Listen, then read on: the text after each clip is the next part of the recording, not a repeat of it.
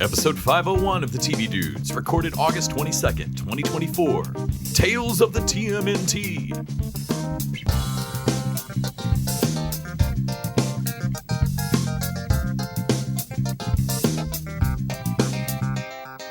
This week, we're watching the new Paramount Plus animated series, Tales of the Teenage Mutant Ninja Turtles.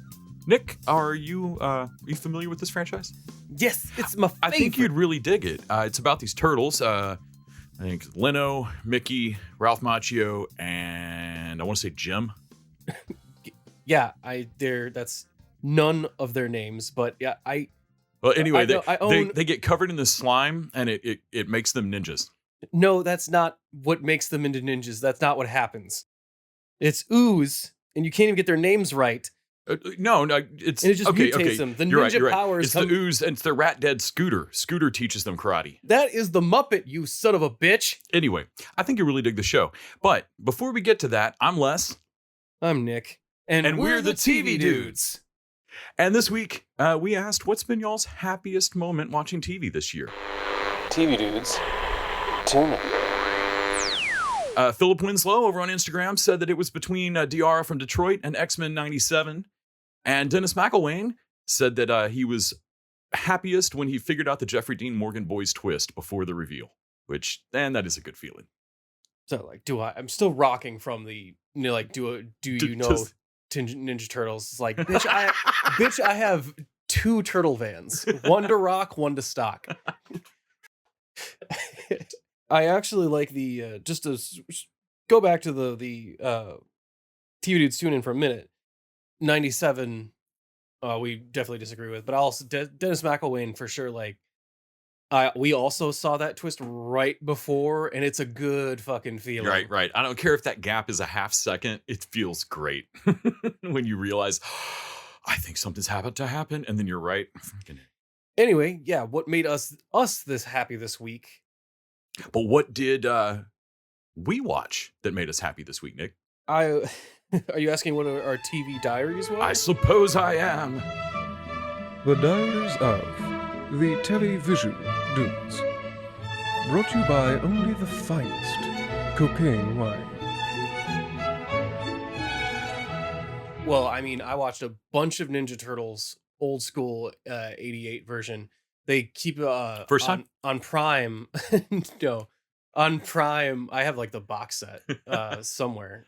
But on Prime, they keep a live running. Like, you remember when we found Farscape just running live? I've seen more and more of this. Streamers have this new concept where shows just play. Yeah. And you can't pause it. You can't fast forward. Uh-huh. I got to say, even in the short amount of time that I've watched one of those, I tried to pause it. Yeah, I know. Me too. Even though it's just Ninja Turtles and it doesn't fucking matter. Right. Like, no, but it's just, yeah. So I let, like, watching it go around, like, and watching the last couple seasons, and then having it completely flip around and watching the first couple episodes, realizing that you can't actually watch all of it in like one day. It takes like a whole night cycle to like get through. But you can watch the full, like you can hit the seam at the end of Ninja Turtles. Then I watched a Alien marathon. Yeah, you did. I didn't watch Alien 3 because I find like Alien 3 is kind of a bummer. You know deep down you hate that, but you did make up for it by putting yourself through Resurrection and Covenant and Prometheus.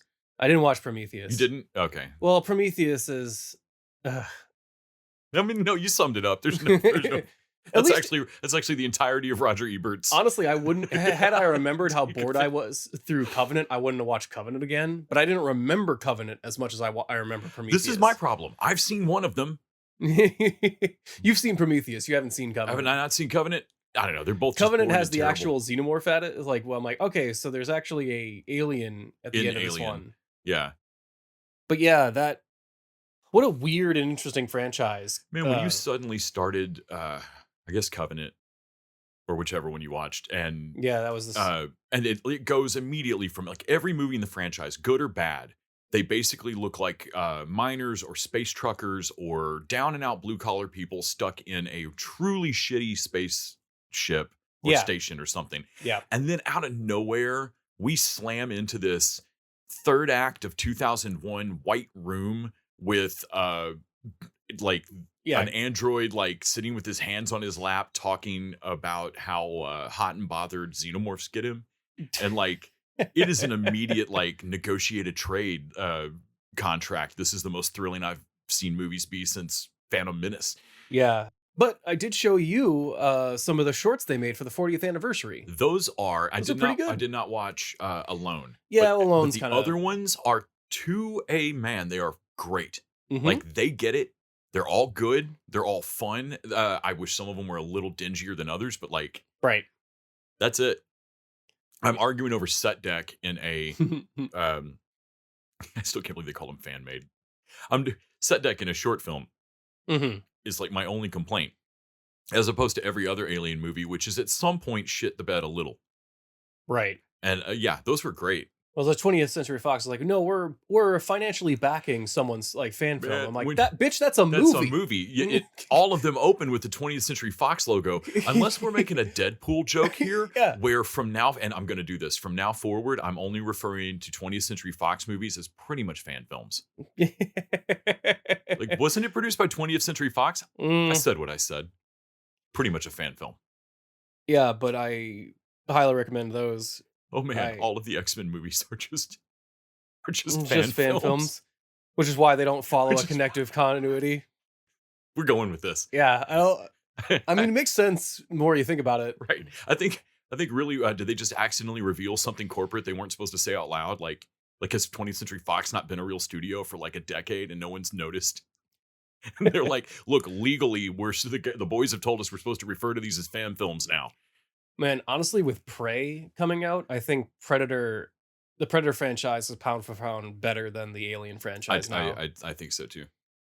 Well, as soon as you hit AVP, we realized that we were both like suddenly both excited about talking about where this could go. Yeah, we or were like, other movies, and it had. I can't stress enough that energy had not come up once was during the during other like 4 fucking Alien movies you'd watched. No, like once the Predator was around, I'm like, hey, a bed that hasn't been completely shit. Right. So, like it smells, but there's a part of it I could lay on. And then we watched some Prison Break, because I didn't watch the prison Alien 3, the prison movie. Honestly, Alien in a prison should be a good movie. Would be pretty great. Should be pretty good, but but we watched Prison Break instead, trying to catch up on it. Like I think we've crossed the halfway point now. Have we finally? Through season 1, yes. Yes. Yeah. To season We're 1. into like episode 12. There are so now. We're many just barely, episodes. because we're like they got 4 days left. Yeah. In the in-show timeline, They have and we've 4 days left 11 and episodes left. 12 episodes or some shit. Like, because we were like, man, like the how math doesn't many- work out on it. How many complications do you run into? But I think they get Lincoln's execution pushed. Is how they Yeah. like the time gets Yeah, extended. he gets a stay Man, of education. it really at some is. point. That first season's a masterclass in how to take a rather simple storyline and keep introducing complications that actually stack up and don't make me go, oh man, now we're just fucking around in a blind alley for 3 episodes. Mhm. Like they really feel like, no, they're almost there. They're almost there. They just keep dangling the carrot a little further out. But yeah, anything else did you watch on your? Let's see. I kept up on a little bit more Supernatural. We were fully into Angels and such. The end of season 4, they're trying, they think, to stop the apocalypse, which is going to bring like free Lucifer from hell. It's fun that all the demons realize Lucifer's not like them. Like the rules don't apply, and everyone's Sure. like, no, he's an angel. Yeah. And like, so none of your shit works. But then Sam and Dean figure out across season 4 that the angels who they think are helping them kind of are, only the angels don't want this stopped. Like Right. and it kind of logics out. Like you see this played around with in anything that messes with divinity like this, but the angels know there has to be an apocalypse. Like there's going to be an Armageddon. Right. And afterwards, if they win, it's paradise for everybody, right? And if they Right. lose, Lucifer's going to burn the whole world or whatever, Right. kill everybody. And so the angels figure, why wait for that to randomly land? Yeah. Get ready, and at the peak of your readiness, trigger it, Right. and then get to the fight before the demons know what's up. Yeah, Fallout strategy. It's not a bad idea. It's Fallout strategy. Like they're sitting up in heaven, like, so this seems like a lot of money to invest if we don't know when the apocalypse. Oh well, we know. Well, we know though.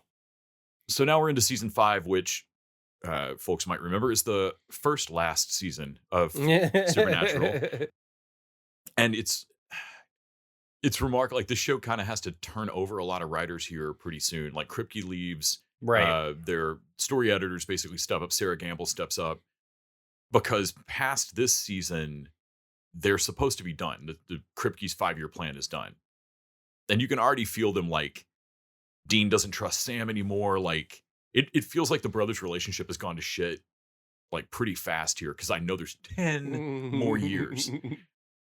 So I'm interested to get through the seam of, like, I don't know, it's just a particularly funny writing moment for me in the show where they wake up in season 6 and are like, fuck it, let's go 10 more years.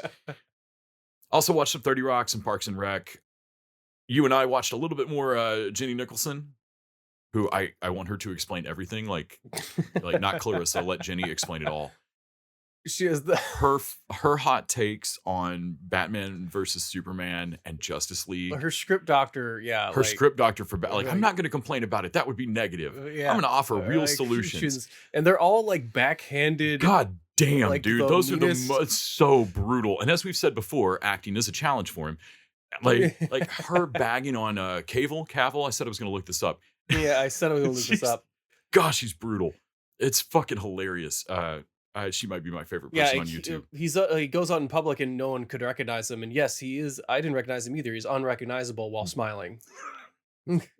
So she just slides him in and keeps moving. Oh man, it's great. Then I also watched a David Mamet movie that I love. Fanny and I kind of threw in some comfort TV.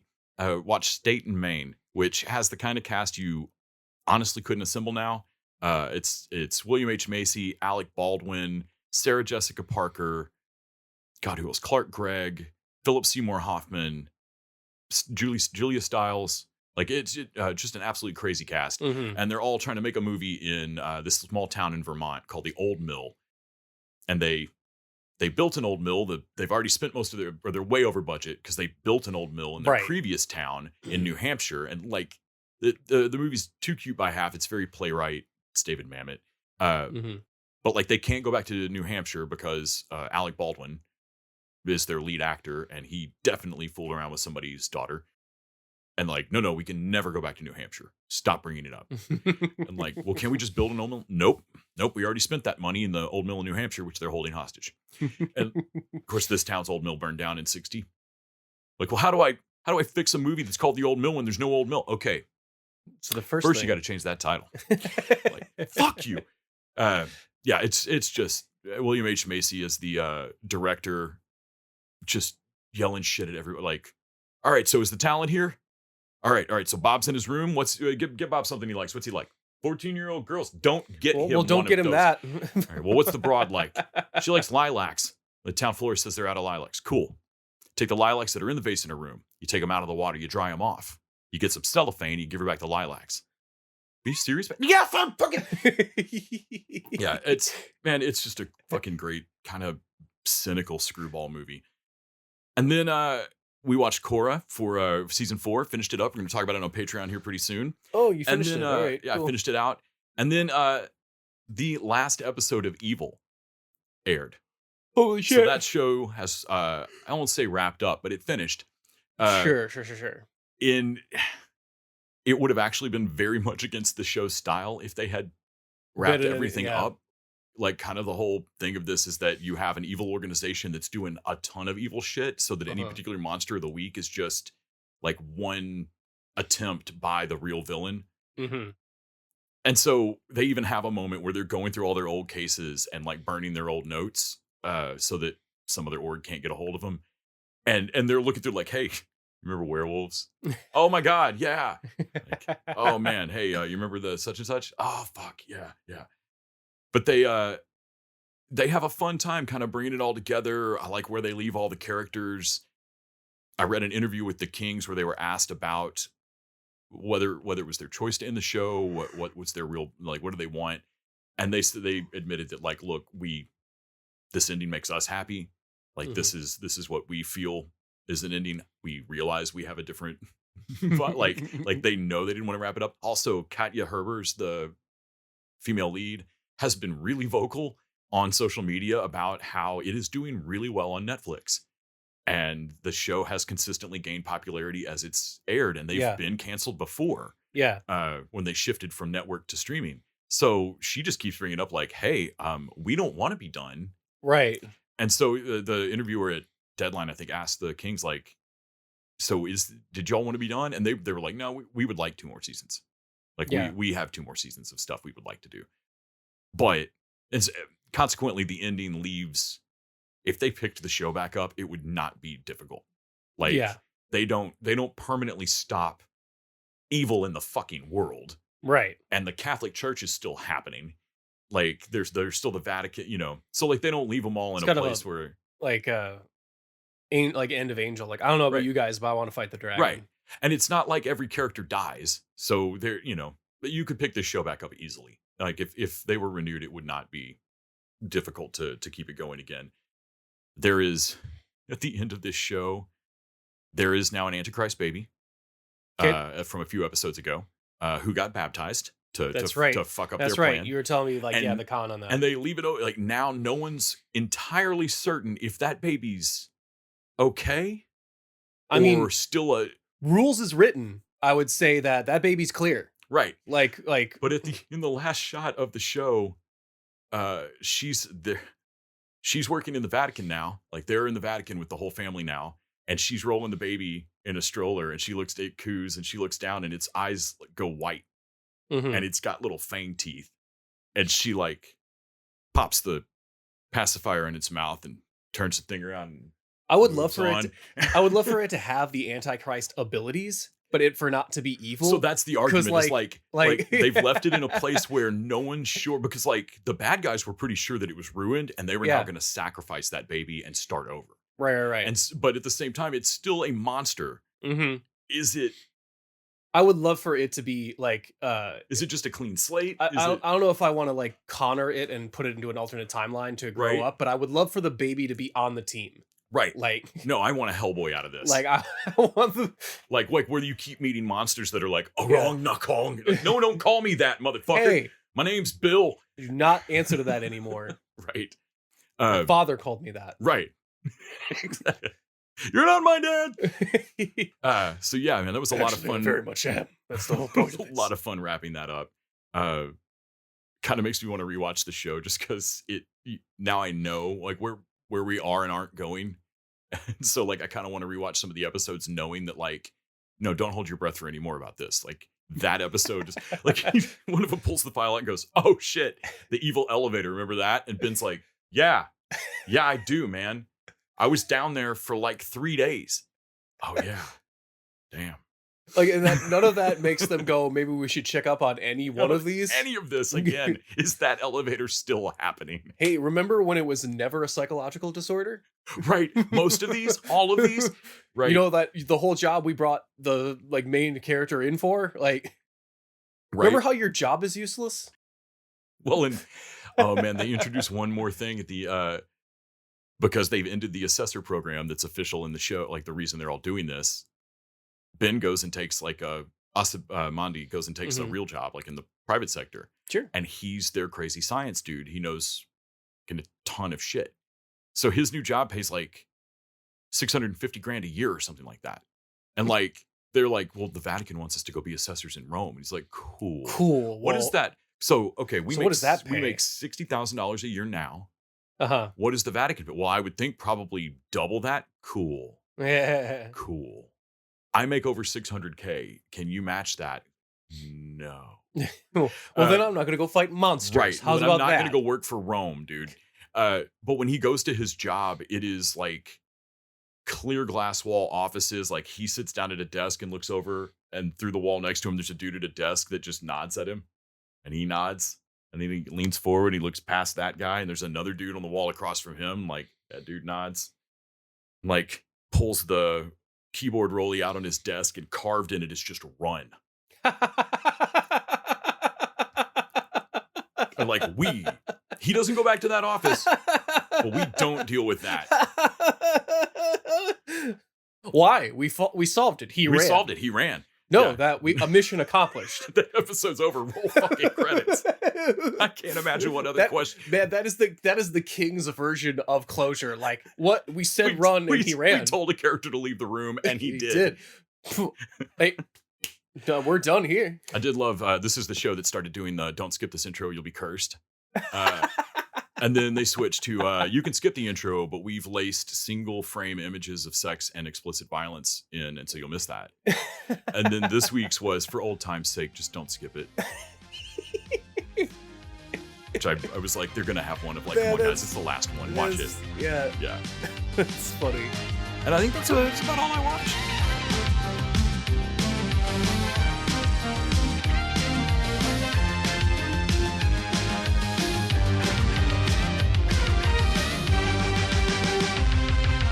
All right, now seems like a good time to mention you can support us over on our Patreon. This week is going to be quite a winner for you guys as we're talking about Jackpot, Right. the John Cena Aquafina Aquacina. Aquacina piece on Prime. It's basically a comedy take on Running Man, directed by a lover of improv, Paul Feig. Right. And how do you get access to those Patreon episodes? Well, you donate to our Patreon at $1 a week. Patreon.com/TV Dudes. You can throw down $1 a week. You'll get Absolutely. twice the podcast for that. For $5 a week, you can send us a review if you have loved or hated Jackpot or any other show. Right. We'll read your review on the air. Let us know what you think, guys. For $20, you can ask us to watch 4 episodes of anything. Go back and check some of the main episodes from just a few weeks ago. Yes. And we had some Patreons calling our shots. Honestly, like it could be riding high, but those last ones were so good that I'm gonna Man. ask for more. Right. You guys suggest more shows. I never thought I'd say that. Yep. We had a bad run there. But these were great, man. One after another. Let's see if we can keep that streak going. But for this week, Let's talk about the version of a property I know about. dude, I believe you. I do. Tales of the Teenage Mutant Ninja Turtles. All right, boys. Let's do this. Mutants are the coolest. There's Leo, the leader. We need a plan. Raph, the muscle. They've got a lot of anger to work out. Donnie, the smart one. I'm not the IT guy. You do have that vibe. And you. What do you do again? I bring a certain je ne sais quoi. Party over here. In a new series exclusively on Paramount Plus. I need new butts to kick. The greatest, bravest teenage brothers are forced to fight solo. I've never done anything like this without my brothers. Which is spun off of Mutant Mayhem. Yes. And you and I know Randy didn't enjoy Mutant Mayhem. You and I both loved it. Mhm. Came out of the theaters with that, like, okay, if I were shown this instead of the Ninja Turtles in 88 Right. or whatever, 90, would this have caught my eye as a kid the same way? And I think for the first time in all the iterations that have kept this property alive, I think these do for me. Right. And so the real worry was whether this show would, because it wasn't going to have the budget of that movie, right? Right. It wasn't going to look the same as that movie. What was it going to look like? Would it be as fun? They teased Shredder at the end of the movie, but then we'd heard that the show was just going to be like them in high school, Mhm. and I didn't know what that meant. Right. But like all shows, Xavier, any of them, like all shows that supposedly set kids in high schools or in colleges or whatever, we never go to fucking- class. Well, honestly, like I was kind of excited to see them in high school. Like I was actually down for a high school comedy featuring the Ninja Turtles. Absolutely. And every once in a while they'd get into some shenanigans. Or having to like use their, find the mental game of their ninja skills and their brotherhood in sorting social problems. But honestly, they get to whoop ass in this against mutant fish and shit, and I'm down for it. So what they choose to do instead though is very interesting and actually very unique given the entirety of this property, if not just in the scope of animation in children's animation. Because what they've done is abandon for the first time, I think. Well, I suppose not completely abandon, but they forego true episodic storytelling Mhm. for 6-episode story arcs. So I think I realized the second time they did it. So it's 12 episodes. The first one runs in 4 episodes in a row, introducing each turtle. Mhm. Not an origin story, but just here's the personalities. Here's them using Yeah. themselves, being themselves, getting through They a all problem. get separated because of this going off on this mission, and then it shows how Yeah. each of them are handling the mission. And then the 5th episode goes back and shows us the event that separated them. yeah, and the And villain. then the villain. And then the 6th episode wraps it. And then we move to, and then we did the exact same pattern again. And it reminded me of comics, like comic book arcs. Back in the day, like Image was launching, and Spawn and some other comics would do like a different guest, like a different artist each arc. Sandman did this as well. Mhm, mhm. And it would always be like 6 or 8 issues for that arc, right? And then you'd just change artists. And that's this doesn't change artists, but it felt like that kind of storytelling. And I'm shocked I haven't seen it applied to more long form shows, Yeah, well, it's or at least not. It doesn't shine through the way it does here. Maybe it's because this is a 4-person team. well, because like I don't think any of the other all the other Ninja Turtle shows have had arcs of like villains they're fighting or whatnot, but not like every episode wraps up whatever the story problem is for that week. Yeah, This wraps up the conflict for the particular turtle, but the overall conflict is like immediate conflict is still going. right. And honestly, both arcs, you get this funny moment in the 5th and 11th episode where, or even in the 6th and 12th, where somebody goes, "Oh, did I not mention the bag of dynamite?" Shit. Or like, "Hey, What?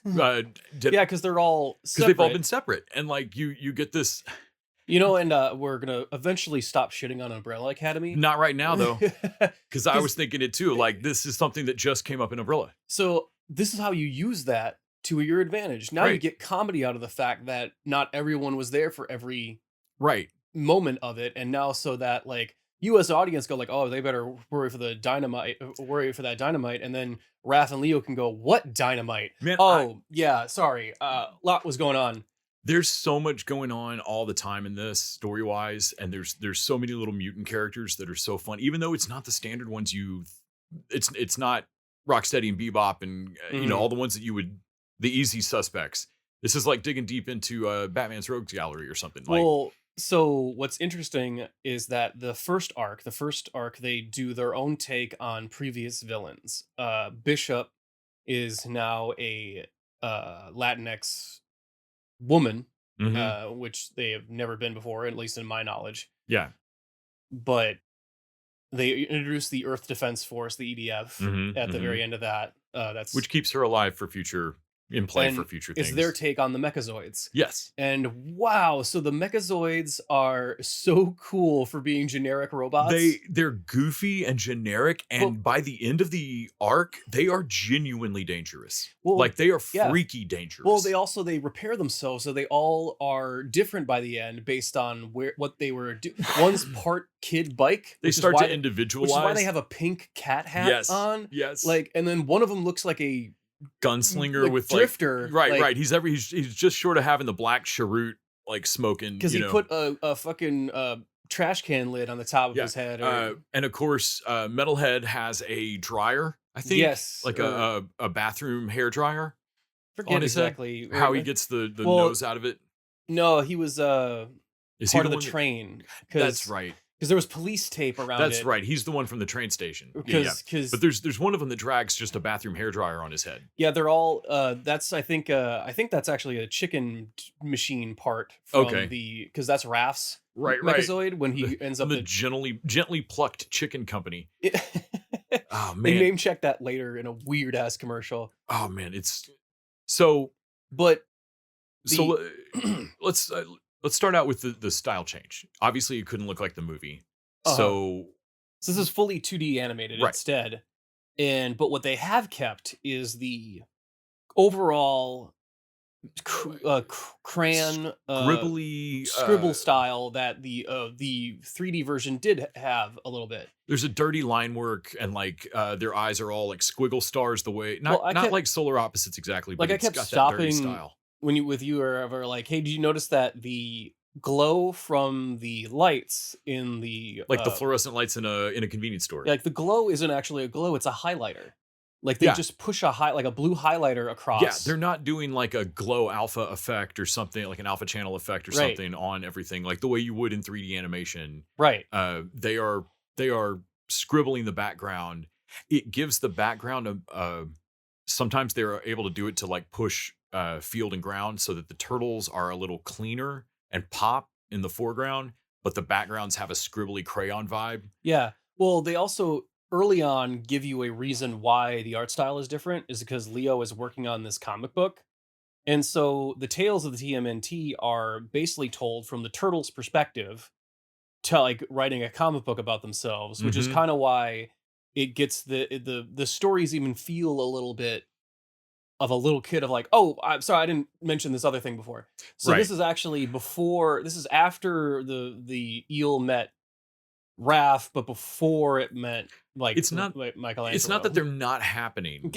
like it's not that they're made up stories, but they are an unreliable narrator a little bit. Yeah, like Mhm. the excitement of it. So the first arc got that comic book lead in. And so we go from like seeing it literally drawn like comic book in a composition book. And then we move from that into the show art, like the way the show looks, which I thought Mhm. was a really great, like instead of stepping down from my memory of the movie into this, we went from my memory of a movie into this comic book style and then Mhm. into the show. And I thought it was a great way to bring you into what would have to be a slightly compromised style. Right. Though I ended up falling in love with it. It often feels like short one frame in the in-betweens. Like Yeah. it is simply done animation. It In terms of frame rate. right. You feel like the Leica studios have more in between frame shots than these guys Right. sometimes. But at the same time, for that, I kept thinking about Cape Crusader, our other big, like, Legends of Animation show that was on recently, and it was smoother, but nobody moved. It was so here's the thing. The Cape Crusader was smoother and cleaner, but less alive. Nobody, you mentioned that none of the characters in Cape Crusader seemed to like squash or stretch or bend, Yeah. and while you don't want to necessarily get to like a Foster's Home like full on screwball silliness, Right. But like they were worried like even any frame that someone might pause that someone's proportions might not be right. right, And like in animation, like no, to sell hits and punches and stuff, sometimes like Goldfin, especially in this one, his Mhm. fins bend around as he's fighting in ways that like there's an every frame of painting about Jackie Chan action, and they talk about like, nope, you see the hit 3 times, you see the punch, and then we actually go back a couple of frames, and it's wrong, but your brain brain fins- reads it as impact. Yeah. So there's a moment where like Raphael punches Bernie on the boat in like 11th or 12th episode, Yeah. and right before he hits, like before the impact, Bernie's face goes to a white skull Yeah. for just a second. And it's wrong. Like it doesn't math out, but it's right because it feels like he punches the shit out of him. Right. Good, but in the logic of it, his skull happens before the fist hits. Yeah. But like Batman was never going to do anything like that. Right. Which Batman is why has all the fun of a 12-year-old that kicked his butler's door open and said, "You will help me become a murderous vigilante maniac." And Pennyworth. Teenage Mutant Ninja Turtles has all the fun of 4 teenage turtles who suddenly get to go to high school.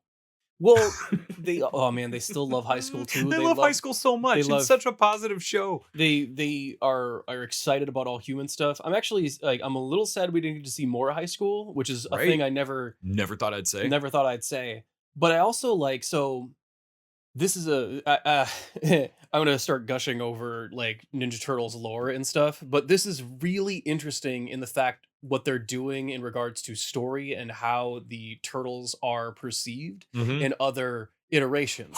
In other iterations, they're like, heroes, or maybe the public doesn't quite like them. They have to be secret Mhm. heroes, like more gargoyles type stuff. Yeah, In with the the- popped collar on the trench coat. So in this one, they are treated as heroes, and everyone expects them to be heroes, while they themselves do not see themselves as heroes. Right. In a way that they aren't out going on missions fighting crime. Yeah. I mean, he even The- says in episode 1 that like, as he's drawing the comic, so people think we go on adventures all the time because we're heroes, but we don't. We mostly go to high school. So both these stories in this series are people basically running into them. Right. One on purpose and one seemingly on accident. But both times the villains get a moment where they are yelling at these turtles, "You won't stop me from my plan." And the turtles get to say something in the vein of, "I don't know who you are. Where do you want to go? Fine. Bold of you to return to the place where this all began. Lady, Who we've never are you?" been here. Who are you? Right. And because this show very much carries forward the events of the movie. Their first villain is actually mad about an event of the movie that It's actually Superfly's fault. that like, sure, they were there, but like, it was not our fault. We stopped the dude whose fault it was, actually. I guess you could be mad at us for not stopping him before he hit your But like, we block. were fucking trying. Yeah. And because that's Bishop, and I like the fact that when Bishop gets in trouble with her exosuit, the XS model, that. and I also love that I'm reminded every once in a while that these turtles aren't exactly heroes. They're kind of guilted in like, because all the rest of them are like, well, seems like she brought that on herself. Fuck her. Yep. both arcs, I think each solo turtle episode, they all have a moment every time where Raph has one with the purple dragons. They're about to get genuinely fucking hurt. Like Raph has got a broke rib, which is not. I mean, like he can barely fight. Like they're all fucked and manage to see the door and have a I could run for it right now and go save my brothers. But then they look back and like the people who were fighting them, who were just some other mutants or whatever, and it's all been confusing. But the people who were fighting them are in trouble, and they all have to choose to like, I can't leave you. Yeah. I like that it's a moment too every time. Yeah. It's just it's not long enough to make them shitty. No, these kids are still But they're kids, man. Kids at heart, and they're like we want to go to the party. Right. You would at least run out to your bike and get like maybe a leg over it and go, I gotta run back in the haunted house, don't I? Fuck. Cause the turtles themselves are being like the people calling them heroes are the news and like everyone else they run into, like, hey, aren't you those hero turtles? Help us. I'm here buying groceries, man. I don't want to like get involved in all this. I love the guy that Rod, there's one guy that just thinks that he's is it Mikey's hostage? Yes, it's intern adult Rod intern Jr. Rod. Yeah. And like, well, because you kidnapped him. Bro, I did not kidnap you. Bro, I did not kidnap you. I've been saving your life the whole time. Like, so the characters that they use, I mean, for me, they were either deep cut or original for the show. Like I didn't know if Goldfin was a thing before or not. It felt like he should be. So that's what I was gonna say before. The first 6 episodes are their take on an old, like established villain. Mechazoids and Bishop are established in the comics and other cartoons. The East River 3, brand new. Damn, they're great. And they're awesome. Great additions to. So the Goldfin, or we'll start with Eel, Lee the Eel. Lee Eel. Played by, it's just your name backwards. Okay, I'm sorry. I hear it now. I am mocking you. I mean, God damn it. It's in my nature. The electric eel that is played by, what's her name? Jillian Bell. Yeah, Jillian Bell. And the way she moves in this animation. She's my new favorite. It's awesome. Like the way Lee moves is so serpentine and interesting to me. And I like her look, like her leather jacket and nose piercing, her general vibe of like, oh, I'm sorry, did you really not mean to make fun of my name? Because I'm like, that's kind of a thing. Hey, I don't actually want to do that. Like us eels get a bad rap. Have you seen Little Mermaid? Right? It's just wrong. It's just wrong. Yeah. I'm gonna fight you now. Yeah, so there's Lee Eel. And then Mustang Sally. Right. Which great name. Voiced by Danny Trejo as the seahorse that is worried about his babies. You don't have any babies yet. My fertility journey is none of your business. Fucking business. Because male seahorses are the ones that have the baby. Like and then we've got Goldfin. So Goldfin is a mutant goldfish. A goldfish, and he's played by Timothy Oliphant. And he might be my new favorite Ninja Turtles villain based off of his level of like. They even mentioned like, wait, Goldfin. You just watch. What do you do? Just like watch James Bond movies or whatever? Like, yeah. Yeah. No, those are good. Those were good movies though. Yeah. Because he's at first he's sympathetic, like the Eastwood 3 are trying to get something done. Right. But then it slowly kind of reveals that, nah, Goldfin has been on his own thing the entire time. Man, and I really bought the turn on him. Because like Yeah. at first they're very simple, like they're doing a terrible thing, but it feels more like they have a stupid plan that is going to endanger a lot of people, but they really just want to get home. Mm-hmm. Then it gets revealed that Goldfin never wanted to do that because fuck home, they threw us out. Right. And like I really buy the turn in Because they were yeah. mutated in the river by when Superfly got hit, Mhm, and then mhm. the animals there rejected them, including Mustang Sally's wife, which Right. I thought was really sad. It's cold, man. Like some cold shit. So them and a bunch of sea enemies that I guess don't count. Like Man, they are dumb as rocks. They only speak in commercials. It gives a real they learned by Transformers watching 80s. commercials. Yeah, we all did. We but all they're did. just They dumb. stopped there. Yeah. But it then makes when they inevitably defeat Goldfin or Badfin now, after he I'm gonna leave it for people to see the turn that truly makes him turn into a villain. The fucking bit's too funny. Oh my But God. but when they finally inevitably defeat Badfin in episode 12, it makes Mustang Sally and Lee Eels giving back the pearl to the place that threw them out. Yeah. Like it Even though makes they it don't- truly hurt. Like, and they know the score then. Yeah, they know we're not getting allowed back in. Yeah. And like it makes it, considering that they have also up until that same point where Goldfin doubles down, it arcs them back out. And I love them by the end. Yeah. Like when they get a sail off into the it's like Mala in the Brain. yeah. Like, yeah, you ride off into your other dimension. I love you guys. Yeah, I also love how Goldfin fights. Like some of the best fights are Goldfin fights, even though he's the smallest one. Like there's a fight, and it's a little moment, and there's a bunch of them. So like it's just one small example, but Leonardo is fighting him, and with the swords, and he switches underneath the sword. He dodges under one and over the other, and then suddenly he flips up a piece of tile that's in front of the museum Mm-hmm. to swipe to defend himself against these swords. And then when the swords come in, he pushes the tile down, capturing the swords Mm-hmm. with Leonardo, where Leonardo has them. And then suddenly he's distracted later by another thing, and then Leonardo flips the tile and flips him over onto him. Right. And this is all like in a second or so. Yeah, But they're, it is they're beautifully planned out fights. he's on top of Donatello's bow and the using it to balance himself and kicking Mhm, to the other Like turtles. standing like counterweight against it with his arm out and swinging it to block attacks. Right. Like pivoting. It all looks like the physics work. It's really fun. the And frequently these fights and their action directly further the story. yeah Like it's not take a pause, do a crazy action thing with no backgrounds, with just motion lines or something anime style. Like they are moving around in the environment, flipping stuff around. because Like, they're after this pearl, so Yeah. the pearl is moving in the fight of Yeah. like whose side is it on where so the geography of the fight matters. yeah.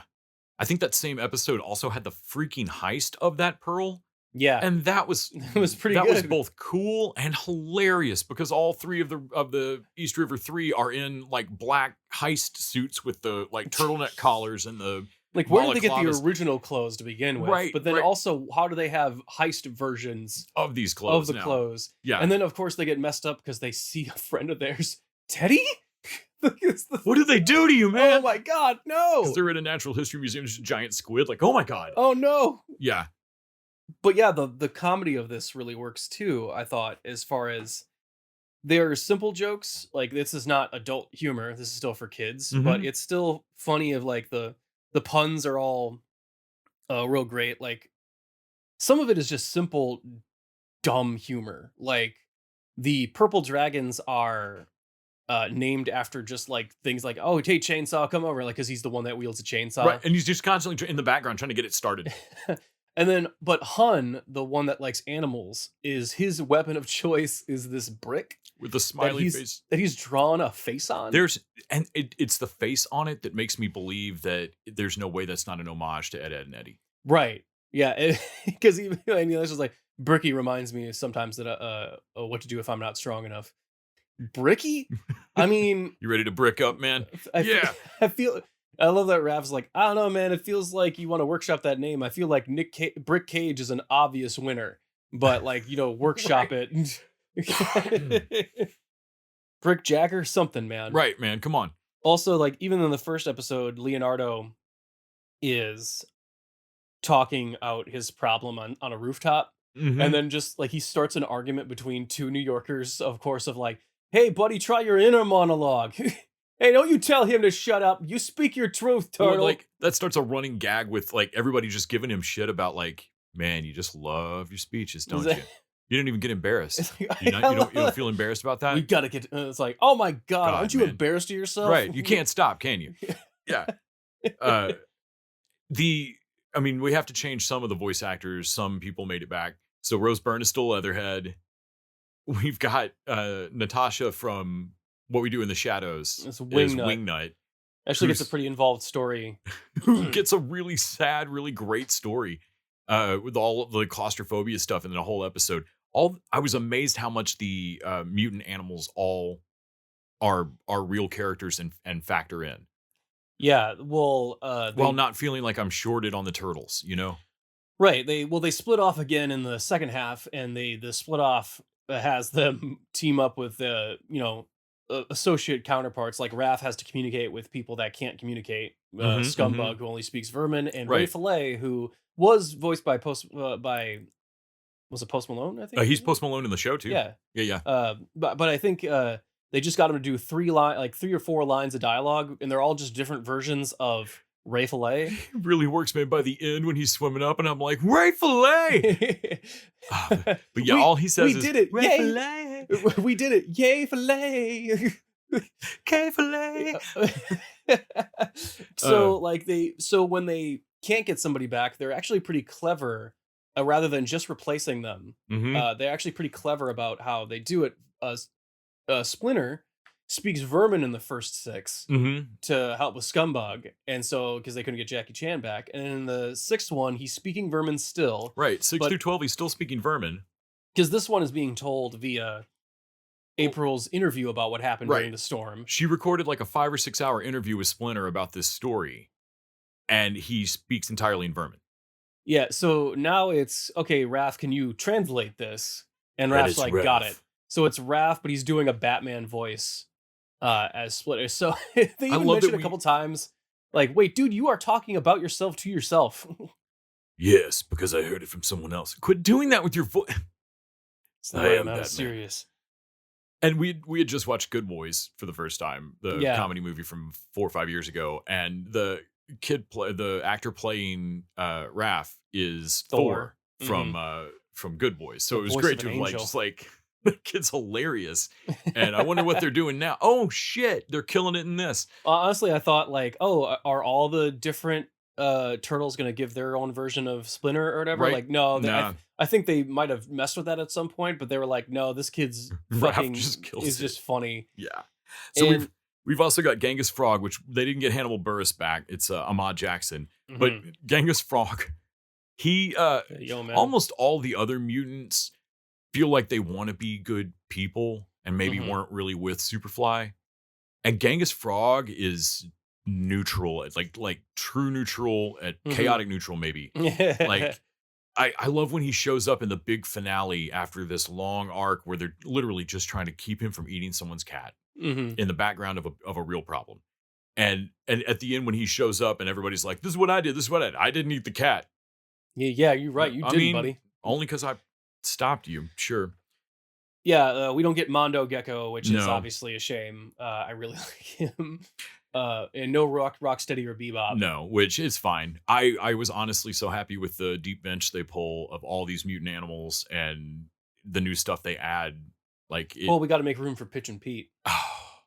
Pigeon Pete, McLovin himself. And I was wondering why cast anyone? Right. Like, why cast Christopher Mintz-Plasse as Pigeon Pete? So Pete Davidson, who plays the adult intern Rod Jr., whose daddy is funding all of Bishop's research just so that he has something to do. So his son will have something to do. Like, these snacks suck. That is literally your only job. You're in charge of snacks. That's it. Well, they need to be better. I know. So he's the one that thinks Mikey's kidnapped him and just wants some of Mikey's blood to turn him into a mutant, which he sure will work. Yeah. And instead, it gets tossed across the room and bounced around and ends up in a medical waste trash thing, pours into something else. So it turns purple. Right. We don't know what. Yeah. I don't think it would have directly worked on Rod, but it then a pigeon lands in the trash can and just turns it up and drinks the whole fucking vial. And like, crap. And just immediately turns into like a human-sized giant pigeon that is just dumb as balls. Like squawking and fucking flapping into shit. And like all birds, cannot control when it shits, really. Like just keeps deucing on things. Like, huge, awful. Man, there's that cop that has like this weird backstory. Oh man. Like, oh man, yeah. So they end up getting hunted by a bunch of like SWAT team entirely because Pigeon Pete shit on a cop. Mm-hmm.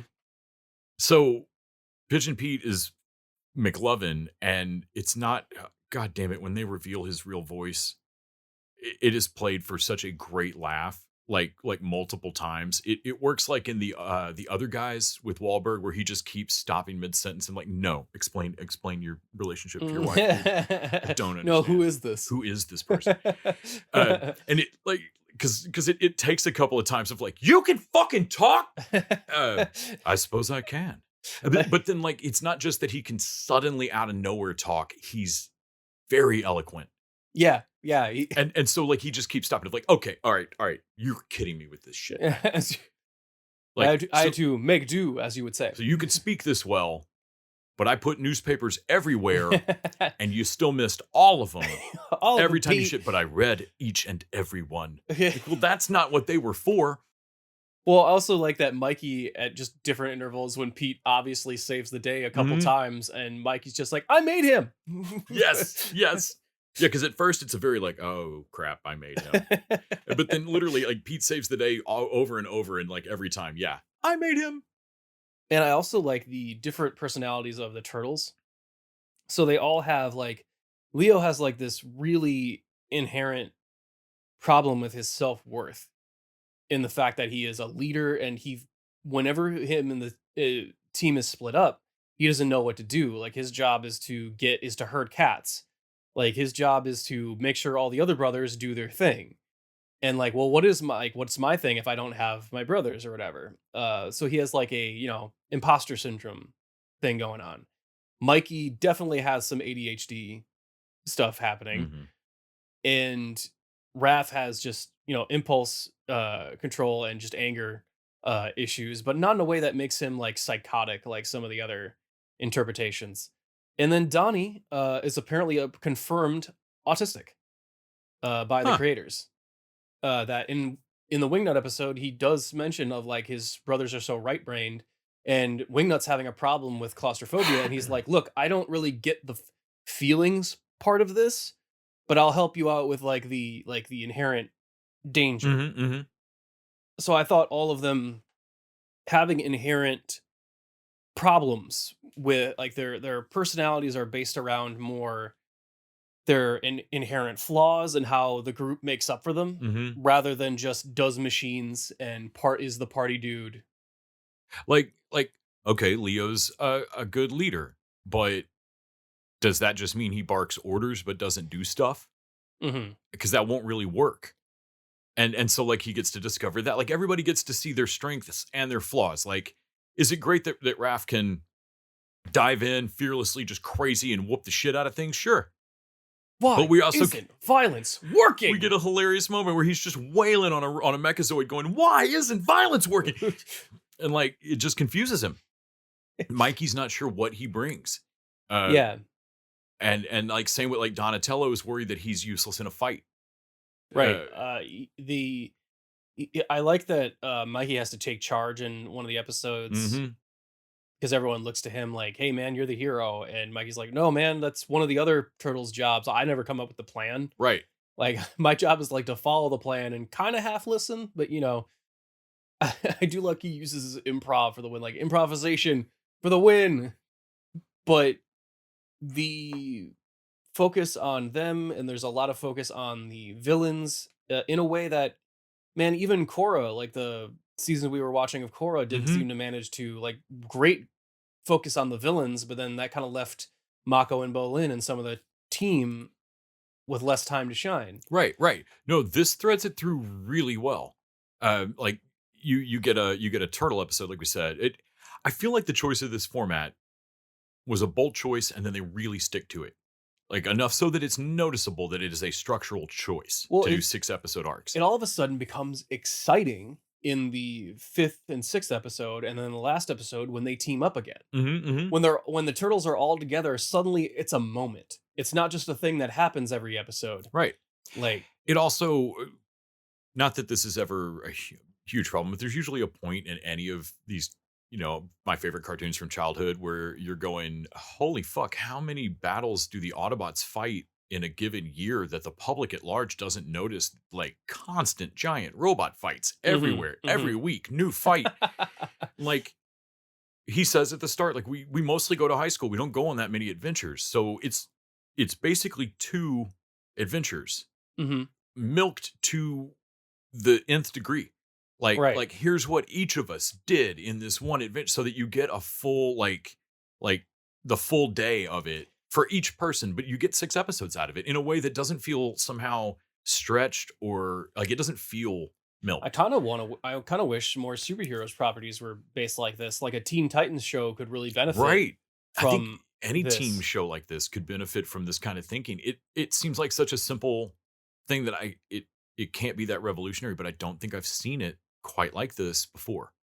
I don't Right. think I've seen another show take 12 and do 2 sets of 6, and then first 4 are solo missions that add up to introduce the villain and then resolve. hmm No, I really respect the format choice. I respect the animation style and the art style, and I think the focus on them being kids and not exactly heavy adventurers. You're right. This makes it to where they every once in a while get an adventure thrust upon them. You Mhm. know, like in canon, there's 3 adventures they've done in the past like 3-4 months. Like it has not been every week, Right. and the there's no inherent like I'm actually scared of them bringing in the Foot and Shredder because I don't know how they're going to handle that. Like they don't have a connection with Shredder doesn't have a connection with Splinter anymore. hmm So there's not going to be any like rivalry revenge thing going on. But also they're a more serious like long-term threat that you have to hmm like do over the course of a season. I am betting that they won't do that in this show. So this show was greenlit at the same time as the sequel movie. Okay. And the show is expressly a bridge between the 2 movies. Oh great. And so this was literally just to answer the question of what have they been doing, how have they been bonding, are they closer to being the heroes that New York might need in Mutant Mayhem 2? hmm Because they kind of got dragged into this Superfly thing, and so I'm wondering if the second movie is going to deal with that stinger. Yeah. Or honestly, maybe you could just forget about it and forget Honestly, you did they it. could easily. I'm so excited that they got another movie and that this is the bridge between. I really think that this is a lot of fun. If I had never seen the Turtles before and was a kid, was like heading into 5th, 6th grade, this would have melted my fucking brain. I would love this. Titmouse did the animation for this. Oh It's really? like a shitload of Adult Swim. Like if anything Yeah. should look Yeah. archery, it should be this. Frisky Dango or Right, whatever. right. It should be this. Because this is some Titmouse animation, but they said they wanted it to look rough and dirty, same as the movie did, to contrast with the cleaner styles of modern animation, Right. the what if look, and they wanted to nod back to Eastman Laird comics and like make sure that homage vibe was in there, Yeah. and I think they got that. Man, the opening really shows that of like in the opening, like flipping the pages of a cartoon book, but then it Mhm. ends on them on the rooftop. Man, and for as fun and silly and teenage and goofy and lovable as the show is, when they land on that rooftop, it's badass. Yeah, it's really cool. And the net effect is that I'm glad I'm glad I'm not in school anymore. But it kind of makes you wish you had a book cover to draw some fucking turtles on.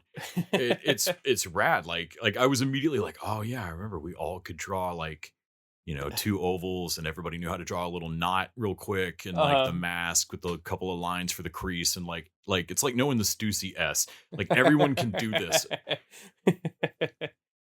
Yeah, I am excited to see the sequel. I kind of like the idea of committing to this mutant part of it, adding in new mutants on top of like the old. Yeah, that this crew. is a widespread problem without the baggage of a truly stupid name like Bang Babies.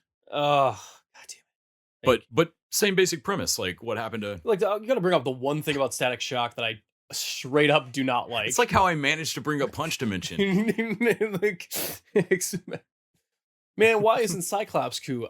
Why isn't Cyclops ever cool? I don't know. I don't know, man. Maybe it's because his power is tied to the dumbest thing Marvel's ever fucking His invented. eyeballs are a hole to the Punch Dimension. Because like the Turtles fight so many different types of things. I kind of hope they stick with the half animal stuff. Like I want to see Usagi Yojimbo. Oh man, I'd love that. Watching them fight Lee Eel is so rad. Just how the eel leads with its head, like she leads with her head, but the tail's so long, it looks like a freaking eel. It doesn't just look like a snake moving around, which is easy to do and wrong in a tiny way. Yeah. Somehow this looks completely freaking right. Well, even the animators are kind of like, well, what do I do now? Do I slither? Do I walk? A combination of both. Like I got arms now. What am I doing here? Yeah. And but also they fight aliens in like Fugitoid, like the Fugitoid arc. They fight like the ninjas and like Shredder and Shredder's daughter and like all that sort of thing. But I kind of hope that we go through all the mutants, and then when we do aliens, we don't do traditional aliens. We do the we don't do Krangs. Right. We do the Triceratons, or what are they like called? pick one of the deeper which are basically just Triceratops dinosaur people that come from space. Yeah. So just do one of the deeper cut ones. Like I love me some Krang, but yeah, like let's go with one. Or maybe the Turtleoids, which are turtle people, but from space. They're alien turtle people, not mutant turtle people. Okay. What gives them a different looking. They look more like tortoises.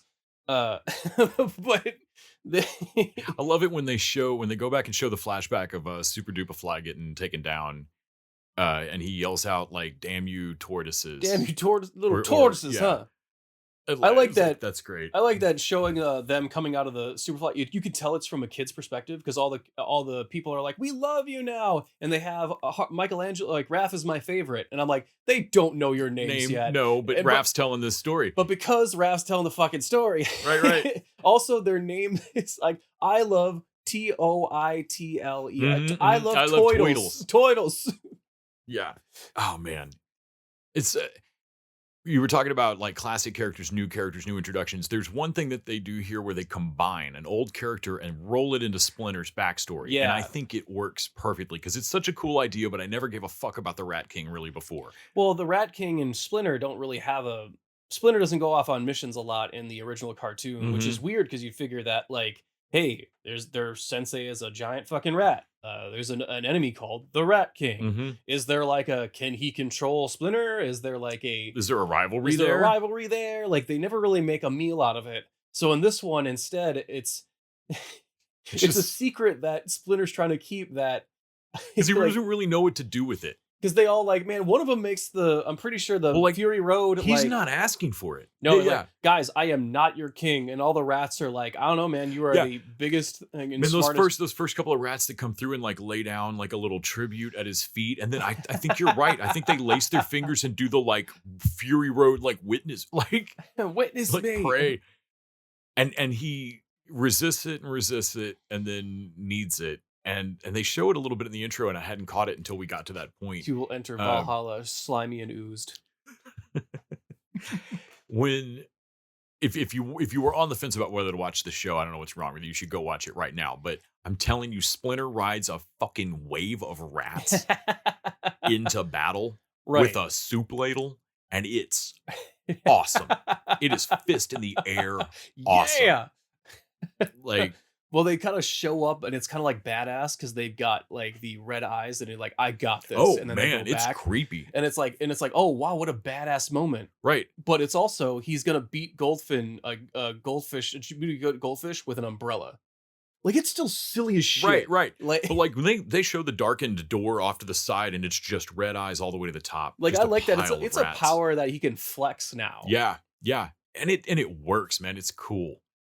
Also, his thing with Scumbug is just still. It would be romantic if it weren't so gross. Yeah. Yeah. I loved this show. I wish the only problem with it is that it stops at 12. Yeah. Literally, it's the first thing I've watched in a long while where it ended, and I went, but do another arc. But I want more though. Yeah, but like go now. Right. Also, man, at one point, Wingnut thinks she's gonna die, and yells out, "There's so many things I've never done. I'll never finish One Piece." Because she's sure and Donnie are totally into anime. Right. Like he has to like try and get her out of a situation, talk her down by reminding her of Akira. Right. Which is like no one, like man, don't remind anyone. No, of but there wasn't a Akira. monster inside with With Canada or whatever. Yeah. Like, okay, fine. It's not exactly the plot of Akira, but work with me. Yeah, so more like the monster in the trash compactor. The Duongo. I'm so glad that they did. I was like, don't bring that up. Don't bring that up, man. On the off chance that the nerd you're trying to talk down knows the backstory of that thing, don't bring it up. Well, yeah, I like that Donnie has to even that like who they separate them out to is interesting. Raph has to work with people that can't communicate with him. Mm-hmm. Which is, doubly hard. He works hard. He has a hard time working with people he can communicate with. Right. Donnie has to work with someone who's riding really high on their emotions and their fear when he's not very good at that. Right. Michelangelo has to work with Genghis Frog, who is, like you said, not neutral. Right. And won't take charge. And He's also like- dead serious, doesn't care about your jokes. Right. So he's trying to look to somebody around him who do I follow into this situation? Oh, no one? I got to lead? Well, that sucks. Yeah, no, you're right, because the frog, Genghis Frog is not gonna, like, I don't care what we do. Oh, we Mhm. help. I don't care which side we help. Like, yeah, you can't look to him. Yeah, and All he wants to do is eat that cat, man. even Leo with Pigeon Pete in that final episode, he's working with someone who is trying to tell him something, and he won't listen. Right. Because Because Pete doesn't directly take orders, Leo disregards him as useful. yeah, Like, well, you won't listen to me when I bark an order at you, so I'm not going to listen to anything you say. Like, well, that's kind of dumb. mhm. You should pause and think about that. But there's enough shit going on. I feel like over and over the show manages to actually have enough shit happening that I'm loving and into and watching that I forget about another thing. Like they actually managed to pull off the like showing me Pigeon Pete and then having a bunch more crap happen. And then suddenly Pigeon Pete pops in at the Deus Ex Machina moment. And I'm like, oh, fuck yeah, I forgot about you, Pigeon. Yeah, And like they do that kind of crap over and over. It's really fun, but also really smart storytelling, I think. I'm really happy with this show. It makes me even more excited for a sequel movie, considering it is basically the same team. a lot of thought going into every small decision to make it seem like natural and flowing. Right. I'm genuinely impressed. Yeah. I'm gonna go back and watch some other Ninja Turtle stuff now and be like a little disappointed in like the 2000s version. Right. That's my only problem. Like, I want more of this, and going back and watching like Rise and stuff, even though it has some of the same crew working on it, it's Right. not the same. Well, I also don't I like want this canon. Well, the Nickelodeon one, when Nickelodeon took it over, they did 3D animation, which I hate. Right. Like, Right. This is so good. I want 12 more episodes immediately. yeah, I want another movie, and then I want another season of this, and I want that to keep going as long as we're doing. Honestly, man, record all their lines now. The fucking You can kids, hear their voices I can about to already age hear out. I can already hear their voices Right. changing a little bit. Sit Posty down and get like 25 more Ray fillets out of him. Enough for years. Are you down to do that? Ray, like, nay filet. Well, that'll about wrap it up for us this week. Tune in next week when we discuss the return of Only Murders in the Building. And until next time, Cowabunga!